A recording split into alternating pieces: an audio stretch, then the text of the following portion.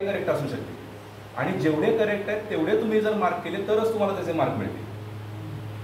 मग विद्यार्थ्यांना जे पाठांतराची सवय आहे त्याला तो मल्टिपल चॉईस क्वेश्चन्सचा जो आपण अप्रोच देणार आहे त्याची सवय व्हायसाठी 8वीपासून तयारी पाहिजे. मग जसं स्कॉलरशिपला मुलं बसतात किंवा NMMSला जशी मुलं बसतात ह्याच्यामध्ये ह्या पद्धतीच्या प्रश्नांची स्वरूप तयारी करून घेतली जाते.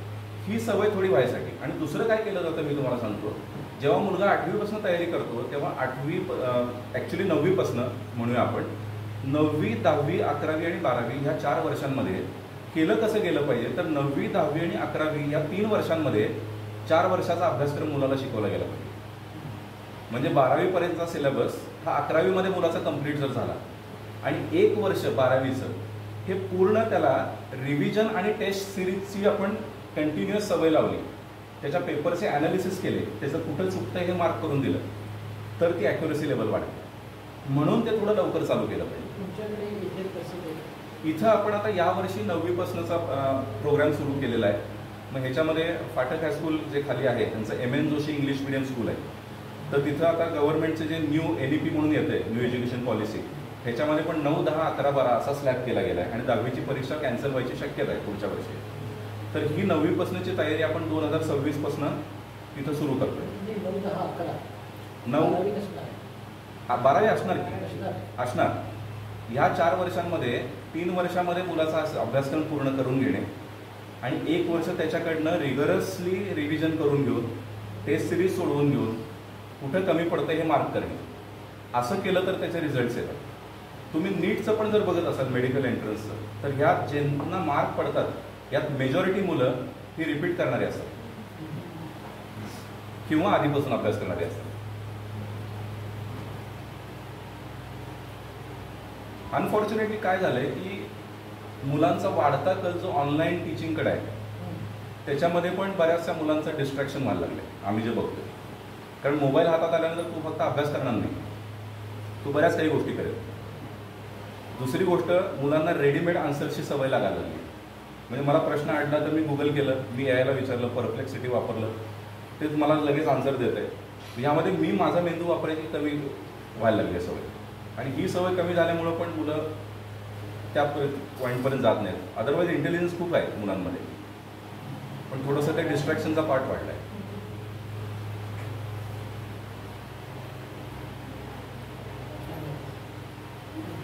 आणखी काही शंका असेल तर प्लीज.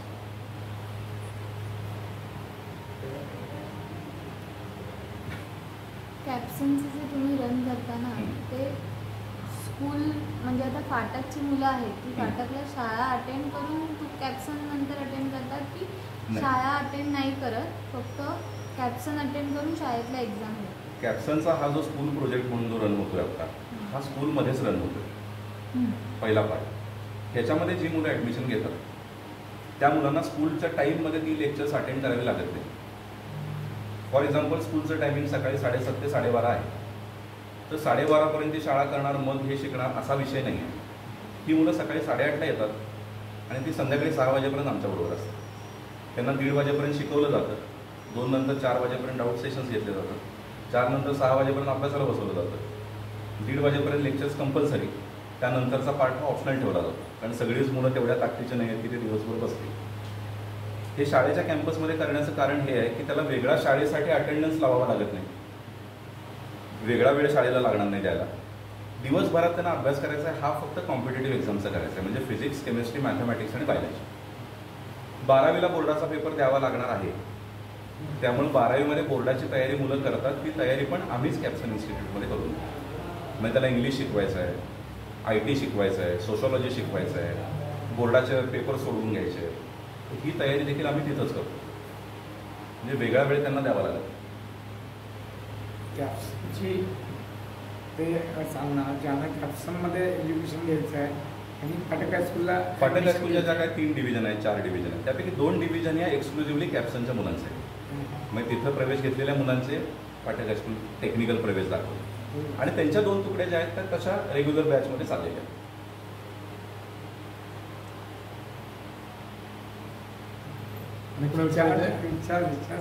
पण ती मुलं मग बाकी सब्जेक्ट त्यांना मॅन्डेटरी असणारच ना, हिस्ट्री, जिओग्राफी किंवा बाकी जे 11वी मध्ये काही कसं हिंदी, असतं? संस्कृत त्यांचं ते कसं करतात? 11वी मध्ये कसं असतं, तशा परीक्षा सगळ्या इंटरनल असतात, अंतर्गत परीक्षा.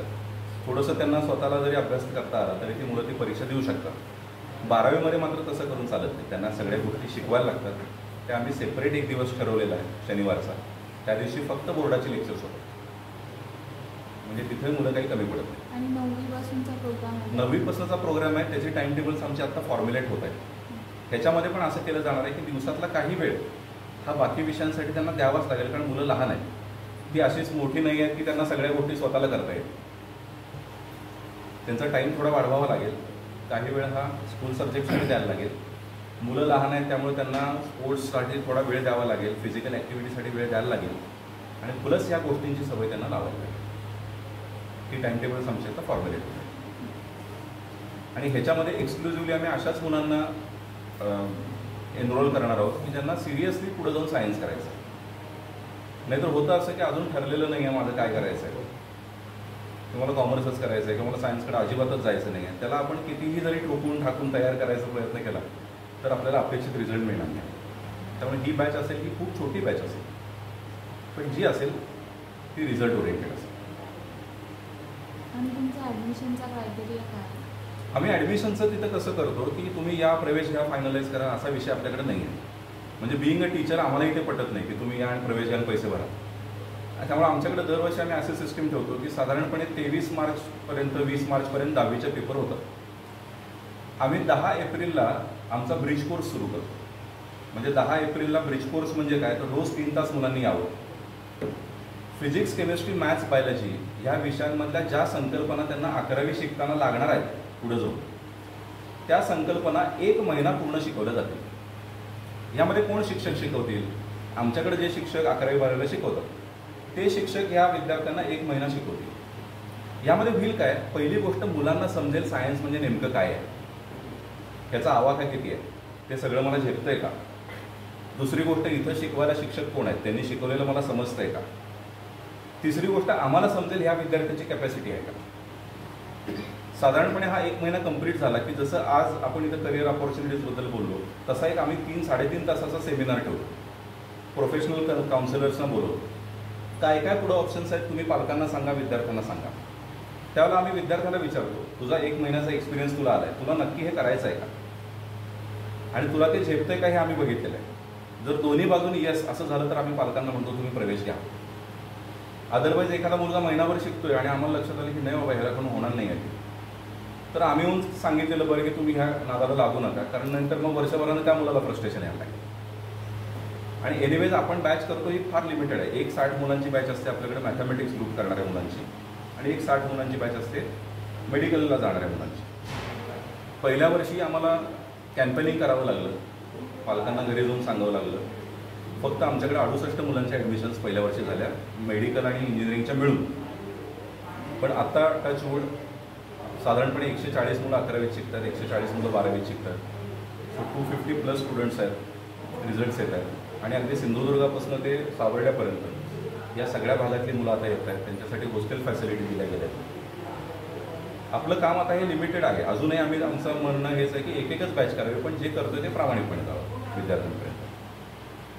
आणि हे चेक करून मुलांनी ॲडमिशन घ्याव्यात, म्हणजे नंतर त्यांना नुकसान होणार नाही. त्यातून ॲप्टिट्यूड टेस्टचं काय रोल असतो त्याच्याकडे? आपण मागच्या वर्षी ना रोटरीने पण अनेक शाळांमधून 50-50च्या बॅचमध्ये मुलांच्या ॲप्टिट्यूड टेस्ट करून घेतलं. त्यांचा कल कुठला, त्याला कल चाचणी म्हणायची.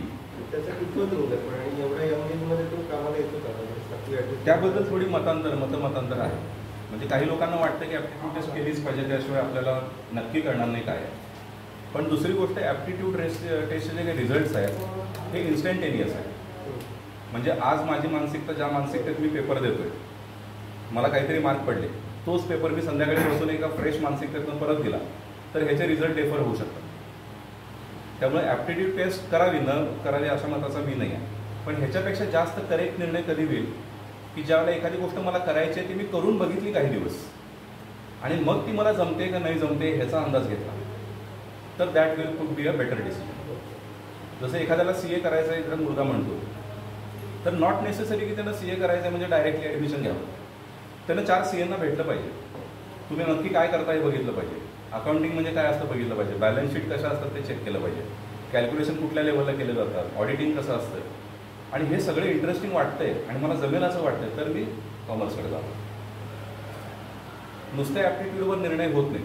मग तसं जर असतं तर ॲप्टिट्यूड टेस्ट देणाऱ्या एजन्सीनं त्याची गॅरंटी घेतली पाहिजे की मी तुम्हाला सांगतोय सायन्स करा, मग तुमच्या सायन्समधल्या करिअरची मी गॅरंटी घेतो, असं असत नाही. सो बेटर, म्हणजे हे माझं पर्सनल मत आहे. काही लोक आता ते बायोमेट्रिकवरती पण करतात की हाताचे ठसे घेतले जातात आणि त्यानुसार मॅन्युप्युलेशन करून काही गोष्टी त्याचे रिझल्ट देणारे असतात, पण ते 100% ट्रू आहेत असं म्हणता येते. त्याचाही आता काही प्रमाणात कमर्शियल अँगल त्याला आलेला आहे सगळं. सध्या हे युनिट फक्त फाटा स्कूलच चालू आहे. आपण रत्नागिरीमध्ये फक्त फाटक हायस्कूलला करतोय. बाकी आमची युनिट, आपलं हेड ऑफिस आहे ते राजस्थान कोटाला आहे. तिथं आपल्या स्टडी मटेरियलचं प्रिपरेशन, टीचर्स अपॉइंटमेंट असतील, टीचर्स ट्रेनिंग प्रोग्राम्स असतील, आर्टिफिशियल इंटेलिजन्स वापरून आम्ही काही आता ॲप डेव्हलप केले क्वेश्चन पेपर जनरेशनसाठी, क्वेश्चन बँक्स काही लाख प्रश्नांच्या अशा तयार केलेल्या आहेत. तर हे सगळं काम आपलं राजस्थानमध्ये कोटामध्ये चालतं. आणि युनिट्स आपली आहेत, सांगलीमध्ये आहे, सांगली शिक्षण संस्थेबरोबर आपण काम करतो. तासगावमध्ये दादोजी कोंडदेव गुरुकुल म्हणून सांगली शिक्षण संस्थेचं NDAचं एक युनिट आहे, तिथं आपण काम करतोय. मिरजमध्ये आपण काम करतोय जुबिली कन्या प्रशालेबरोबर. आणि अजून काही नवीन ओपनिंग्स आहेत जी येत्या काही वर्षात आमची प्रपोज आहे. लातूर पॅटर्न काय असतं? तसा पॅटर्न हा जो शब्द आहे हा रिपिटेटिव्ह गोष्टी केल्याने जनरेट झालेला शब्द आहे. म्हणजे एखादी गोष्ट करून बघण्याने त्याचा रिझल्ट येणं असं जेव्हा होतं तेव्हा त्याला पॅटर्न असं नाव पडतं. तसं 10वीमध्ये पूर्वी दहाड पॅटर्न नावाची एक गोष्ट होती, म्हणजे अजूनही काही पुस्तकं दहाड पॅटर्नची वापरली जातात. सो पॅटर्न म्हणजे एक प्रकारे अभ्यास करायची पद्धत किंवा सिस्टीम, ह्याला आम्ही पॅटर्न म्हणतो. मग त्या पॅटर्नमध्ये काय ठरवलं जातं की बाबा आम्ही सिलेबस शिकवायचा, तो किती शिकवायचा आहे, तो किती वेळात शिकवायचा आहे, त्याच्यावरती किती टेस्ट घ्यायच्या, त्याचे ॲनालिसिस कसे करायचे आणि मुलांची तयारी त्या लेवलला होईल, यासाठी एक जो फॉर्मॅट बनवला जातो त्याला पॅटर्न म्हणतात. तसं कोटामध्ये बघाल तर कोटा पॅटर्न हा एक शब्द आहे. सो पॅटर्न म्हणजे एक सिस्टीम, ज्या सिस्टीममधनं गेल्यानंतर रिझल्ट येतात असा अनुभव आहे, त्याला आम्ही नाव देतो कोटा पॅटर्न, लातूर पॅटर्न. तुम्ही म्हणताय तसं ना, मागच्या काही वर्षांपासून मुलांचे मार्क आवाजावी यायला लागले. हो, 90च्या पुढे अगदी सहज 95-100 मार्क सांगताय. त्यामुळे पालकांचं काय होतं, हा हुशाराचा गैरसमज होतो, मिसलीड होतं. आणि त्यानंतर त्यांनी म्हणजे ह्याला आता मी डॉक्टर करायचा चंग केला की ह्याला इंजिनियर IITs करायचं, अशा पद्धतीने अकॅडमी ट्युटोरियल्स असे फॅड आले नंतरच्या काळात. तिथे जातात मुलं आणि ना ती 12वीचा अभ्यास नीट करत ना त्या एंट्रन्स एक्झाममध्ये त्यांना चांगला रँक मिळेल. काही केसेस बाहेरच्या अशा पण आहेत की काही केसेस बाहेरच्या अशा पण बघितल्या की इथं JEE ला मार्क पडले पण बोर्डाला एलिजिबिलिटी झाली नाही, कारण बोर्डाला तिथं 75% मार्क पडायला लागतात जर तुम्हाला IIT पाहिजे असेल. अशा केसेस पण काही घडतात. काही मुलं नीटला क्रॅक केलंय पण बोर्डाला नापास झालेत, अशा पण केसेस बाहेरनं काही मी ऐकलेल्या आहेत. तर बेसिकली तुम्ही पहिला प्रश्न जो म्हणताय की मुलांचा आणि पालकांचा जो वाटायला लागते की माझा मुलगा फार हुशार आहे किंवा त्याला ते सगळं जमेल, तर याचं सगळ्यात मूळ कारण असं आहे की शाळेच्या हातात जे मार्क आता गेले. पूर्वीच्या काळी 100 मार्काचा पेपर होता, आता पेपर 80 मार्काचे आहेत, 20 पैकी 20 मार्क शाळा देते. मग हे मार्क ॲड केल्यानंतर आपल्याला मार्क दिसतात, फुगवटा दिसतो, पण आपले खरे मार्क आहेत ते 20% कमी केल्यानंतरच. पण अशी जी मुलं आहेत ना आता, जी गेली मुंबई पुणे कोल्हापूर तिकडे ट्युटोरियल केलं, अकॅडमी केली ना, त्यांचा नीटचा स्कोर आहे ना 12वीमध्ये रँक आहे. त्याला ऑप्शन काय पुढे? त्यांना मग पॅरामेडिकल सायन्सेस आपण जसं म्हटलं, कारण कसं असतं म्हणजे का, एक बेसिक इंटेलिजन्स नावाची गोष्ट लागते रिझल्ट यासाठी. दुसरी गोष्ट लागते एक्स्ट्रीमली सिन्सिअरिटी. म्हणजे इंटेलिजन्स कमी असलं तरी थोडा चालेल, पण कन्सिस्टंटली काम करायची तयारी पाहिजे. माझ्याकडे सुप्रिया कोरे नावाची एक विद्यार्थिनी होती काही वर्षांपूर्वी आमच्या जुबिली कन्या प्रशालेमध्ये. तिला असेच काहीतरी 80% आसपास मार्क होते आणि मराठी मीडियममधून आलेली मुलगी होती. पण सिन्सिअरली तिनं इतकं 2 वर्ष काम केलं. तिचा CETचा फायनलचा जो स्कोर आहे तो 99.78% आहे.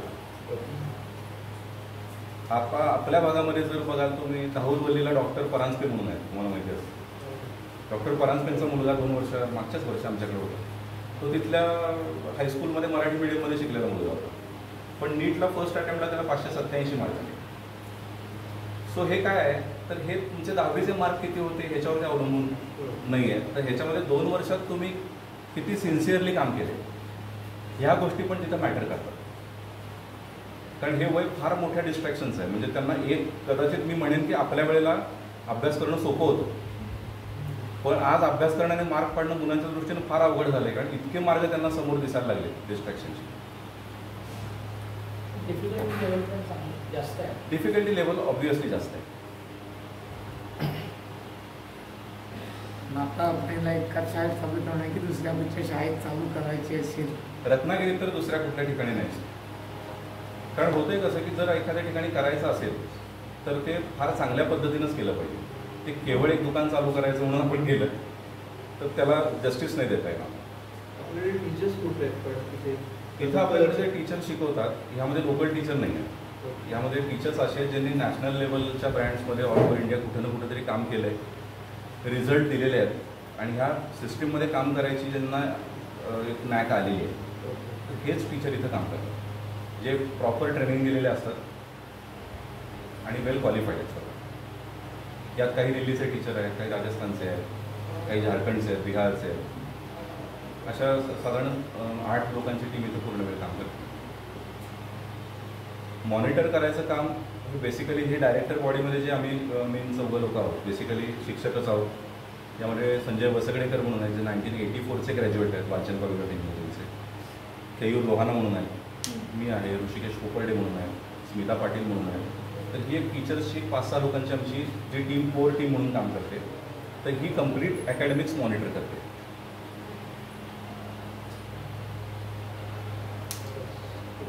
ठीक. Okay, thank you so much.